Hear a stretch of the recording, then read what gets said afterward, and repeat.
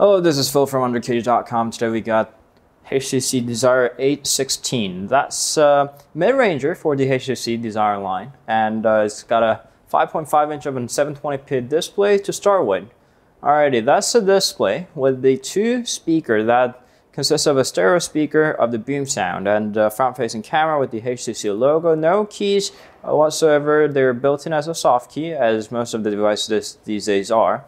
And on the right there's a little flap over here that gives you access to the SIM card slots and the micro SD card slot right there. One is capable with the 2G and the 3G at the same time. One is a 2G only and the micro SD card slot right there. And that's the only thing on the right side. Very clean. On the top is a 3.5mm headphone jack with the noise cancelling microphone. On the left is a power key volume rocker, and on the bottom is micro USB port.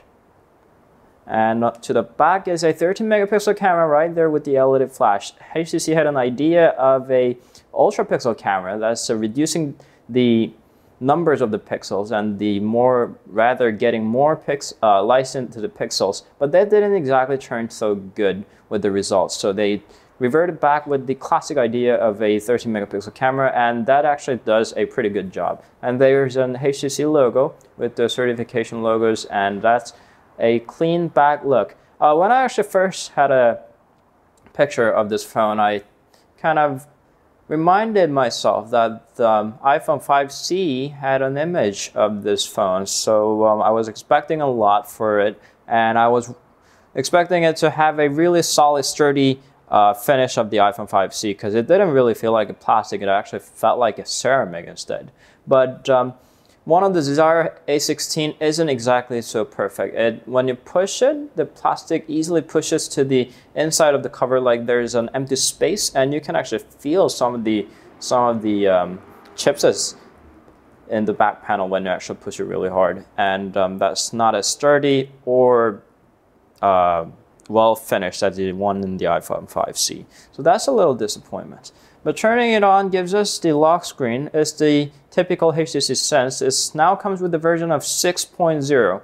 And this is the normal home screen with the blink feed. So what you can do over here is that when you tap on it, you can choose what to subscribe. So it's like a curated newspaper on your wall. And I'm not exactly a big fan of reading news on my wallpaper, so I wouldn't exactly do much of talking on that.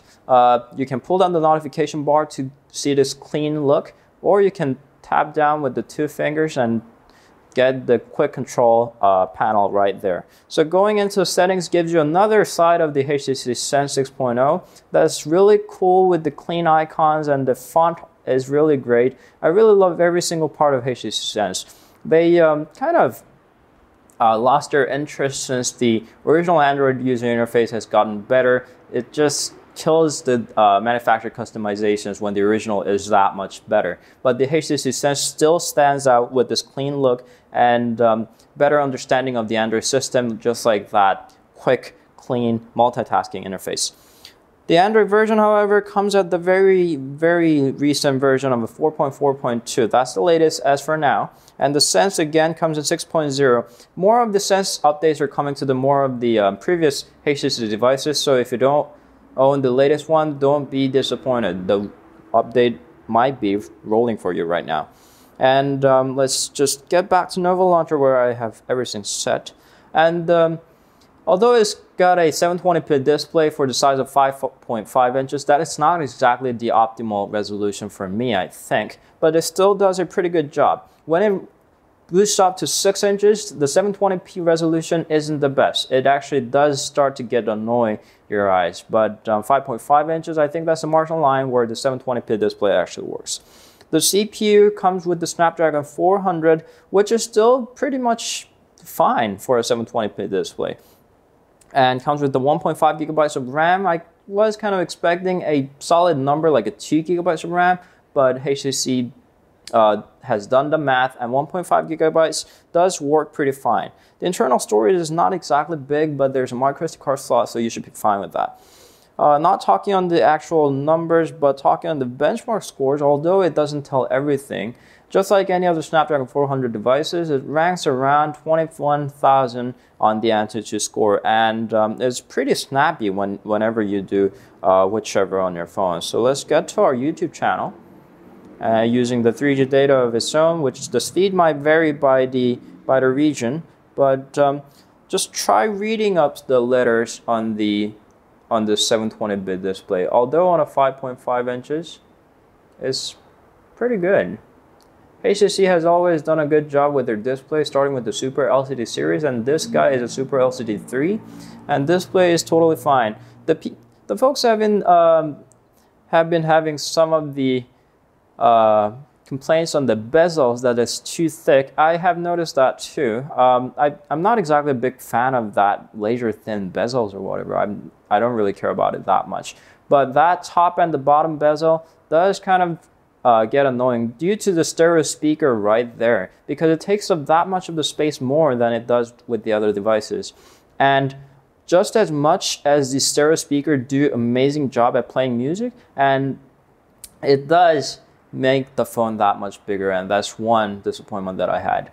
And the second one being the unsturdiness of the back cover, which is not even detachable. So I thought HTC would have been able to make it a lot sturdier and a lot more trustworthy, but they failed to do that. Other than that, 3.5mm headphone jacks, music coming out of that is totally amazing. It's not exactly the best, but that's HTC proprietary technology. Like over there, you can turn on and off the HTC boom sound, and the music sounds pretty good there. The battery life is pretty solid. The GSM Arena test has ranked about 11 hours on the web surfing, and our own tests have ranked about the same.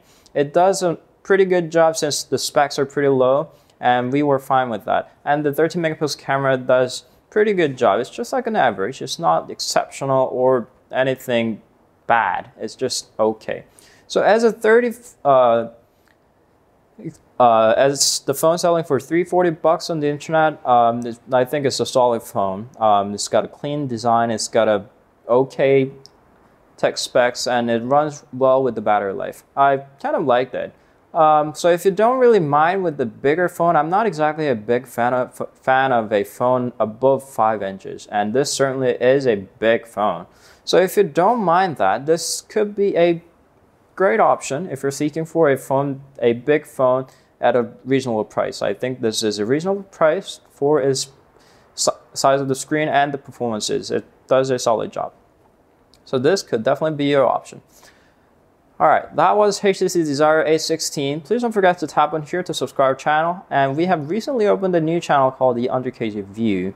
So drop by and take a look at it. If you like it, please do subscribe. That was underKG, and we'll see you guys later. Thank you.